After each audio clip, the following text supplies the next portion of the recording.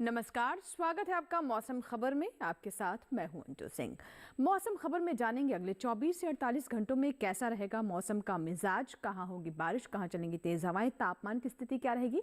लेकिन शुरुआत करते हैं मौसम से जुड़ी 5 बड़ी खबरों के साथ। आइए सिलसिलेवार तरीके से जानते हो कौन सी 5 बड़ी खबरें हैं। इसमें सबसे पहले आपको हम जानकारी देते हैं पंजाब के बारे में, जहां पर कहीं कहीं ओले पड़ने की संभावना बनती नजर आ रही है। यानी पंजाब में कुछ एक क्षेत्रों में ओलावृष्टि हो सकती है। अगली खबर हरियाणा से जुड़ी हुई, जहां पर गिने चुने इलाकों में ओले पड़ सकते हैं। यानी पंजाब के साथ हरियाणा में भी कुछ क्षेत्रों में ओलावृष्टि हो सकती है। साथ ही आपको जानकारी दे दें बिहार के बारे में, जहां पर इक्का दुक्का क्षेत्रों में कोहरे की स्थिति बन सकती है। उड़ीसा के बारे में आपको बताएं तो यहां पर छुटपुट हिस्सों में घने कोहरे के आसार बने हुए हैं। अगली खबर जुड़ी हुई है असम से, और इसके बारे में आपको बता दें कि बिजली की चमक के साथ यहां पर तेज हवाएं चल सकती हैं। तो ये थी मौसम से जुड़ी 5 बड़ी खबरें। आइए अब जानकारी देते हैं आपको सर्द अपडेट पर, यानी ठंड से लेकर किस तरह की स्थिति बनी हुई है उसके बारे में हम आपको जानकारी देते हैं। अभी आप पूरा ये मैप देख सकते हैं। जो क्षेत्र यहाँ पर आपको हरे रंग में दिखाई दे रहे हैं उनको लेकर किस तरह की चेतावनी आदि नहीं जारी की गई है, लेकिन जो क्षेत्र पीले रंग में है यहाँ आपको थोड़ी सावधानी बरतने की आवश्यकता है, यानी नज़र ज़रूर बनाए रखें। जिसमें खासतौर पर बिहार और उड़ीसा की बात करें तो कुछ क्षेत्रों में यहाँ पर घना कोहरा हो सकता है, जैसा कि हमने आपको 5 बड़ी खबरों में भी जानकारी दी। बाकी के क्षेत्रों को लेकर फिलहाल किसी तरह की कोई चेतावनी नहीं जारी की गई है। अब बात करते हैं मौसम पूर्वानुमान की, जिसमें हम आपको विस्तार से जानकारी देते हैं देश के किन किन हिस्सों में अगले 24 से 48 घंटों में वर्षा होने की संभावना बनती नजर आ रही है। तो फिलहाल आप देख सकते हैं जम्मू कश्मीर, लद्दाख, हिमाचल प्रदेश, उत्तराखंड, पंजाब, हरियाणा, दिल्ली, उत्तर प्रदेश, यहाँ पर कहीं भी फिलहाल बारिश होने की संभावना अगले 24 से 48 घंटों में नहीं है। आइए आगे बढ़ते हैं और देश के जो अन्य क्षेत्र हैं उन पर नजर डालते हैं। वहां पर मौसम स्थिति अगले 24 से 48 घंटों में खासतौर पर बारिश को लेकर किस तरह की संभावना बनती नजर आ रही है। फिलहाल आप देख रहे हैं जम्मू कश्मीर, लद्दाख, हिमाचल प्रदेश, पंजाब, हरियाणा, उत्तर प्रदेश, यहाँ कहीं भी बारिश की कोई संभावना नहीं है। अब पूर्वोत्तर पर नजर डालें तो जिसमें आप देख सकते हैं अरुणाचल प्रदेश, असम, और साथ ही अगर हम मेघालय पर नजर डालें, उप हिमालय, पश्चिम बंगाल और सिक्किम पर, तो यहाँ कहीं कहीं बारिश हो सकती है। लेकिन नागालैंड, मणिपुर, मिजोरम, त्रिपुरा, यहाँ पर बारिश की संभावना नहीं है। दक्षिण भारत में भी कहीं भी बारिश की संभावना बनती नजर नहीं दिखाई दे रही है। हालांकि अगर अंडमान निकोबार द्वीप समूह की बात करें तो यहाँ कहीं कहीं बारिश हो सकती है, लेकिन दक्षिण भारत में तमिलनाडु, साथ ही साथ कर्नाटक, इसके अलावा रायलसीमा, तटीय आंध्र प्रदेश, तेलंगाना, भीतरी उत्तर कर्नाटक, यहाँ कहीं भी आने वाले 1 से 2 दिनों में बारिश की संभावना नहीं है। इसी तरीके से मध्य भारत पर नजर डालें, जिसमें आप देख सकते हैं पूर्वी मध्य प्रदेश, पश्चिमी मध्य प्रदेश, छत्तीसगढ़, मराठवाड़ा, मध्य महाराष्ट्र, वहीं अगर हम राजस्थान और गुजरात की ओर भी रुख करें तो यहाँ भी अगले 24 से 48 घंटों में फिलहाल बारिश के कोई हालात बनते नजर नहीं आ रहे हैं। तो ये तो बात हुई बारिश की। अब बात करते हैं मौसम की चाल की, यानी पिछले 24 घंटों में मौसम का मिजाज क्या रही मौसम की चाल, उस पर हम नजर डालते हैं। और इसमें हम आपको सबसे पहले बताते हैं पंजाब के बारे में। तो आप देख सकते हैं पंजाब के कुछ क्षेत्रों में पिछले 24 घंटों में भी कहीं कहीं घना कोहरा छाया रहा। इसी तरीके से पूर्वी उत्तर प्रदेश की बात करें तो यहाँ भी कुछ क्षेत्रों में घना कोहरा रहा और बारिश भी दर्ज की गई। नजर डालते हैं अब बिहार, झारखंड, गांगे, पश्चिम बंगाल, उड़ीसा और पश्चिम बंगाल और सिक्किम पर, तो यहाँ भी कहीं कहीं कुछ क्षेत्रों में कोहरे जैसे हालात बने रहे। दक्षिण की ओर रुख करें तो आप देख सकते हैं कि केरल और साथ ही तमिलनाडु में भी पिछले 24 घंटों में कहीं कहीं बारिश दर्ज की गई है। मौसम की चाल में आइए अब हम रुख करते हैं मध्य भारत की ओर, जिसमें अगर हम पूर्वी मध्य प्रदेश, पश्चिमी मध्य प्रदेश पर नजर डालें, साथ ही हम छत्तीसगढ़ की बात करें तो आप देख सकते हैं छत्तीसगढ़ में पिछले 24 घंटों में है। और इसी के साथ ही फिलहाल यहाँ पर वक्त हुआ है एक छोटी सी ब्रेक का। आप कहीं मत जाइएगा, मौसम खबर जारी रहेगा ब्रेक के बाद भी।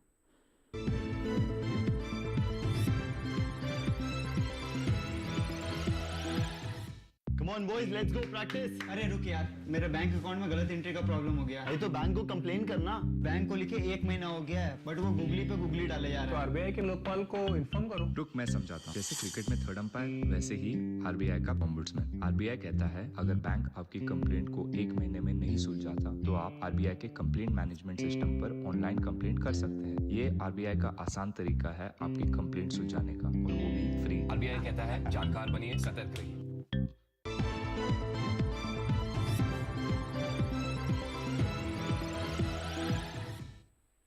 मेरे ब्रेक के बाद मौसम खबर में एक बार फिर आपका स्वागत है। आइए अब बात करते हैं तापमान के हाल की। यानी हम आपको बताते हैं देश के किन हिस्सों में अधिकतम और न्यूनतम तापमान में इजाफा देखा गया या फिर उसमें गिरावट आई, यानी सामान्य से कहाँ तापमान ऊपर चढ़ा या फिर कहाँ लुढ़का। शुरुआत करते हैं हम न्यूनतम तापमान से, जिसमें हम आपको सबसे पहले जानकारी देते हैं कि कैसे हालात रहे पूर्वी उत्तर प्रदेश में। तो यहाँ आप देख सकते हैं कि जो न्यूनतम तापमान है सामान्य से 3 से 5 डिग्री सेल्सियस ज़्यादा दर्ज किया गया है, ऊपर दर्ज किया गया है। सामान्य से यहाँ पर 3 से 5 डिग्री सेल्सियस के रेंज में तापमान यानी पारा ऊपर चढ़ा है। इसी तरीके से अगर हम अरुणाचल प्रदेश, असम, मेघालय और झारखंड की बात करें तो यहाँ भी जो न्यूनतम तापमान है उसमें 1 से 3 डिग्री सेल्सियस की बढ़ोतरी दर्ज की गई है। सामान्य से 1 से 3 डिग्री सेल्सियस न्यूनतम तापमान इन राज्यों में भी बढ़ा है। दक्षिण की ओर रुख करते हैं, जिसमें तमिलनाडु, पुडुचेरी और साथ ही हम भेती दक्षिण कर्नाटक की बात करें तो यहाँ भी आप देख रहे हैं कि न्यूनतम तापमान 1 से 3 डिग्री सेल्सियस ज़्यादा दर्ज किया गया, सामान्य से ये ऊपर दर्ज किया गया है। आगे बढ़ते हैं और अब नज़र डालते हैं कि कैसी स्थिति रही खासतौर पर मराठवाड़ा, मध्य महाराष्ट्र, गुजरात, कोंकण, गोवा में। तो यहाँ आप देख सकते हैं कि 1 से 3 डिग्री सेल्सियस तापमान सामान्य से यहाँ ज़्यादा दर्ज किया गया है। आइए अब आपको जानकारी देते हैं कि सबसे जो मध्य भारत है वहाँ पर पूर्वी मध्य प्रदेश और पश्चिमी मध्य प्रदेश में तापमान की स्थिति क्या रही। तो आप देख सकते हैं कि 3 से 5 डिग्री सेल्सियस यहाँ भी तापमान, न्यूनतम तापमान सामान्य से ज़्यादा दर्ज किया गया है। अब सबसे कम तापमान की बात करें तो आप देख सकते हैं पंजाब के अमृतसर में 5.8 डिग्री सेल्सियस दर्ज किया गया है।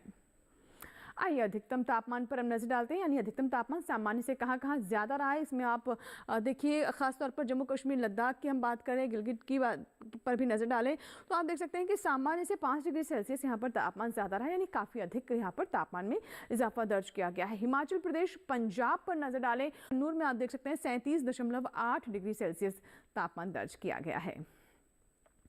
और आइए अब नजर डालते हैं देश के अन्य राज्यों पर, वहां पर अधिकतम और न्यूनतम तापमान की क्या स्थिति रही।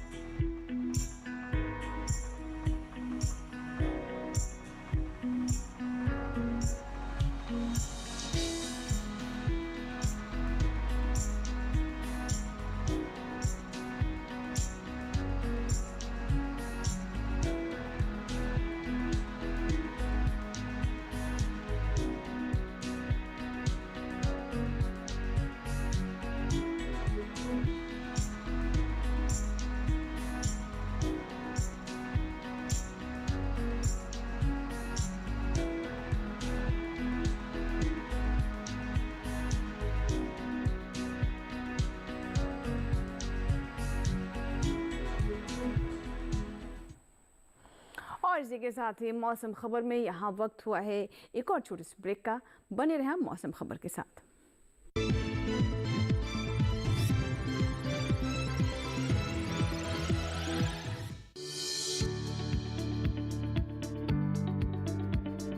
कृषि और पशुपालन है एक दूसरे के पूरक। घर आंगन से लेकर व्यावसायिक फार्म तक, मुर्गी पालन से लेकर रेगिस्तान के जहाज तक। बीमारियों से अब पशुपालक ना हो परेशान। विशेषज्ञ करेंगे आपकी समस्या का समाधान।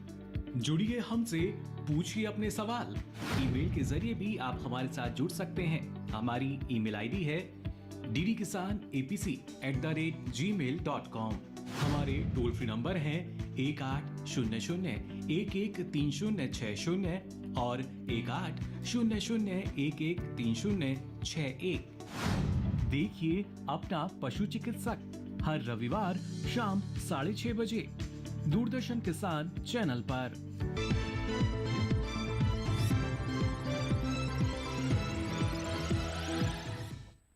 ब्रेक के बाद एक बार फिर आपका स्वागत है। आप देख रहे हैं मौसम खबर और आइए मौसम खबर में अब हम बात करते हैं एयर क्वालिटी इंडेक्स यानी वायु गुणवत्ता की। देश के जो प्रमुख शहर है वहाँ की हवा की स्थिति क्या है, आइए नजर डालते हैं। और सबसे पहले वायु गुणवत्ता में हम बात करते हैं राजधानी दिल्ली की। राजधानी दिल्ली की बात करें तो आप देख सकते हैं 411 यहाँ का एयर क्वालिटी इंडेक्स बना हुआ है, जो कि आप देख रहे हैं कि फिलहाल बहुत ख़राब स्थिति में है। लखनऊ की बात करें तो लखनऊ के भी हालात कोई ज़्यादा अच्छे नहीं, आप देख रहे हैं 332 है यहाँ की एयर क्वालिटी इंडेक्स, और ये भी ख़राब की ही श्रेणी में है। आगे आपको जानकारी हम देते हैं पटना के बारे में। हालांकि पटना में हालात पहले से काफ़ी सुधरे, 113 है जो कि अभी संतोषजनक श्रेणी में है। पटना के बाद हम नजर डालते हैं बेंगलुरु पर। बेंगलुरु में आप देख सकते हैं कि 54 है और ये भी अच्छी की कैटेगरी में है। बेंगलुरु की एयर क्वालिटी इंडेक्स फिलहाल बेहतर बनी हुई है। पुणे में आप देख रहे हैं कि पहले से थोड़ी एयर क्वालिटी इंडेक्स यहाँ का बिगड़ा है, 207 है जो कि अब थोड़ी खराब की श्रेणी में पहुंच गया है। इसी तरीके से अगर हम हैदराबाद की बात करें तो आप देख सकते हैं यहाँ पर 89 है और ये फिलहाल अच्छी की कैटेगरी में यानी 100 से नीचे है। कोलकाता की बात करें तो कोलकाता में भी एयर क्वालिटी इंडेक्स काफ़ी समय से खराब ही चल रहा है, 339 है कोलकाता का एयर क्वालिटी इंडेक्स जो कि खराब की श्रेणी में है। मुंबई में भी आप देख रहे हैं कि 300 के पार हो गया है, ये 308 है जो कि खराब की श्रेणी में है। अहमदाबाद की बात करते हैं तो यहाँ की भी एयर क्वालिटी जो है वो बिगड़ी हुई है, 277 है और थोड़ी खराब की श्रेणी में इसे हम देख पा रहे हैं। और आइए बात करते हैं पर्यटन पूर्वानुमान की, यानी देश के जो लोकप्रिय पर्यटक स्थल हैं वहां पर अगले 4 दिनों में मौसम का हाल कैसा रहेगा। शुरुआत हम करते हैं जम्मू कश्मीर के श्रीनगर से, जहां आप देख सकते हैं कि अगले 4 दिनों में शुक्रवार का दिन जो है यहाँ पर साफ नज़र आ रहा है, क्लियर स्काई रहेगा, धूप खिली रहेगी, चटक धूप रहेगी। लेकिन शनिवार आते आते यहाँ पर बादल छा सकते हैं, कहीं कहीं हल्की बारिश भी हो सकती है, लेकिन धूप भी खिलती रहेगी। रविवार को यहाँ पर बर्फबारी की संभावना बनती नजर आ रही है, यानी बर्फबारी हो सकती है और उसके बाद बारिश भी होने की स्थिति है। अगर हम बात करें राजधानी दिल्ली की तो अगले 3 दिनों में आप देख रहे हैं कि कोहरा रह सकता है, फॉग और मिस्ट की स्थिति रह सकती है। सोमवार को यहाँ पर बारिश की संभावना बन रही है। तापमान देख रहे हैं आप 24 से 26 डिग्री सेल्सियस के बीच में रहेगा, यानी 1-2 डिग्री से तापमान यहाँ पर ऊपर नीचे हो सकता है। न्यूनतम तापमान 9 से 11 डिग्री सेल्सियस यहाँ पर दर्ज किया जाएगा। तो ये स्थिति है राजधानी दिल्ली की। आगे हम आपको बताते हैं उत्तर प्रदेश के प्रयागराज के बारे में। तो आप देख रहे हैं शुक्रवार और शनिवार को यहाँ पर फॉग और मिस्ट रह सकता है, रविवार को और सोमवार को यहाँ पर चटक एकदम धूप रहेगी, क्लियर स्काई रहेगा। तापमान में भी धीरे धीरे यहाँ पर इजाफा होता नजर आ रहा है, 26 से 29 डिग्री सेल्सियस तक तापमान यहाँ पहुँच रहा है। न्यूनतम तापमान में भी आप देख रहे हैं यहाँ पर इजाफा है, 12 से 14 डिग्री सेल्सियस तक सोमवार तक यहाँ पर तापमान हो सकता है। आइए अब आपको जानकारी देते हैं पश्चिम बंगाल के दार्जिलिंग के बारे में। तो चारों ही दिन यहाँ पर अच्छी बारिश हो सकती है। अधिकतम तापमान 14 से 15 डिग्री सेल्सियस रहने की संभावना है, न्यूनतम तापमान 5 से 6 डिग्री सेल्सियस। तो अगले 4 दिनों में यहाँ पर ये बारिश का हाल है, चारों ही दिन बारिश की संभावना यहाँ पर जताई जा रही है भारत मौसम विज्ञान विभाग की तरफ से। न्यूनतम तापमान 5 से 6 डिग्री सेल्सियस और अधिकतम तापमान 14 से 15 डिग्री सेल्सियस। नागालैंड के कोहिमा की बात करें तो चारों ही दिन आप देख रहे हैं कि एक जैसा ही मौसम है, यहाँ पर बादल छाए रहेंगे, धूप भी खिलेगी। अधिकतम तापमान 16 से 18 डिग्री सेल्सियस, न्यूनतम तापमान आप देख रहे हैं यहाँ पर 7 डिग्री सेल्सियस, 7 से 8 डिग्री सेल्सियस कोहिमा में न्यूनतम तापमान रह सकता है। नागालैंड के कोहिमा की स्थिति है। और आगे बढ़ते हैं और आपको जानकारी देते हैं देश के अन्य हिस्सों में। अब हम नजर डालेंगे आंध्र प्रदेश के विजयवाड़ा पर। तो यहाँ पर देख रहे हैं आप कि चारों ही दिनों में पहले 3 दिन फॉग और मिस्ट वाले हैं। सोमवार को बादल छाए रहेंगे और धूप भी खिलेगी। अधिकतम तापमान 32 से 33 डिग्री, पहले 3 दिन यहाँ पर आप देख रहे हैं 32 डिग्री सेल्सियस से। न्यूनतम तापमान 21 से 22 डिग्री सेल्सियस अगले 4 दिनों में यहाँ पर दर्ज किया जा सकता है। तो आंध्र प्रदेश के विजयवाड़ा की ये तस्वीर है अगले 4 दिनों में मौसम से जुड़ी हुई। केरल के कोट्टयम की बात कर लेते हैं। तो आप देख रहे हैं कि चारों ही दिन यहाँ पर काफ़ी साफ मौसम है, खिली हुई धूप रहेगी। अधिकतम तापमान यहाँ 36 से 37 डिग्री सेल्सियस, यानी तापमान आप देख रहे हैं कि 37 डिग्री सेल्सियस जा रहा है, यानी आपको गर्मी भी महसूस होगी।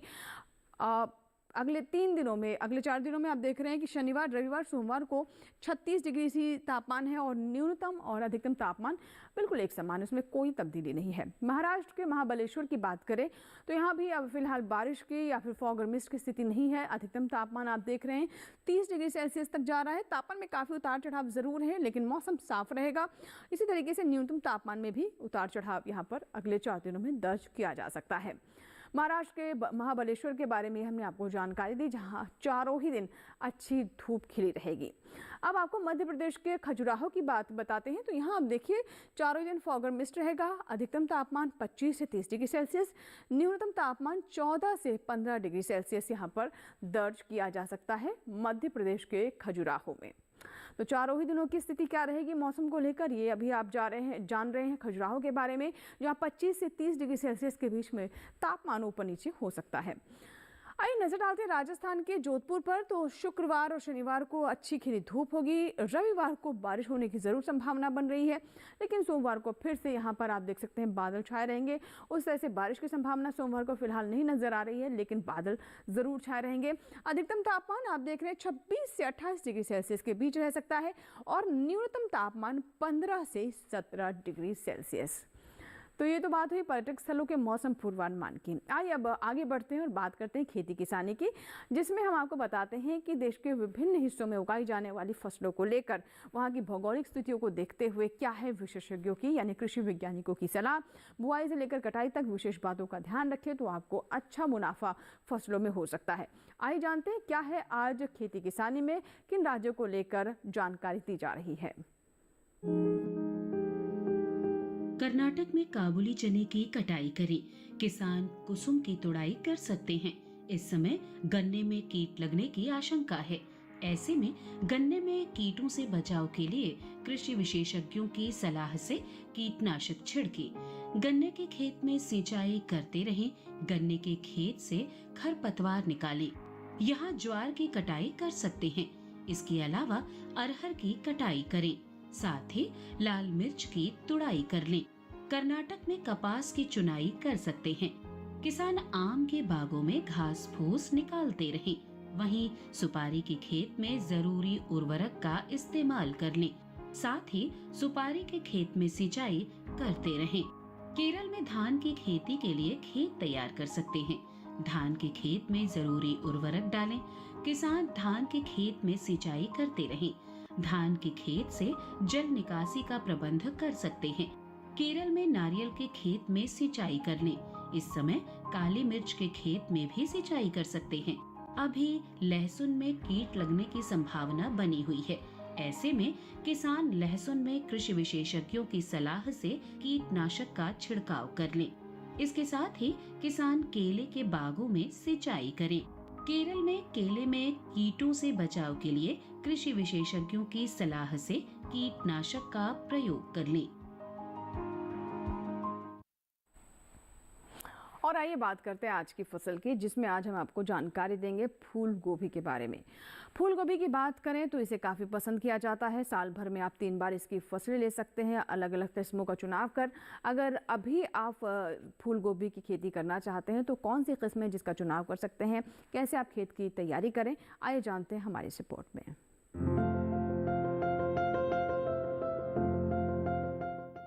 किसान इस समय खेतों में फूल गोभी की बुआई कर सकते हैं। फूल गोभी की पूसा मेघना और पूसा कार्तिक संकर किस्मों की बुआई इस समय की जा सकती है। पूसा मेघना दिल्ली और हरियाणा के लिए काफी अच्छी रहती है। इस किस्म की 1 हेक्टेयर में 125 क्विंटल तक फसल ली जा सकती है। पूसा मेघना का आकार मध्यम होता है। इसमें हरे डंठल होते हैं और पूरे किनारे वाली पत्तियां होती हैं। इसके फूल का रंग सफेद होता है। वहीं पूसा कार्तिक संकर की बुआई पंजाब, उत्तर प्रदेश, बिहार, झारखंड, पश्चिम बंगाल और असम में की जा सकती है। इस किस्म की 1 हेक्टेयर में 149 क्विंटल तक की पैदावार ली जा सकती है।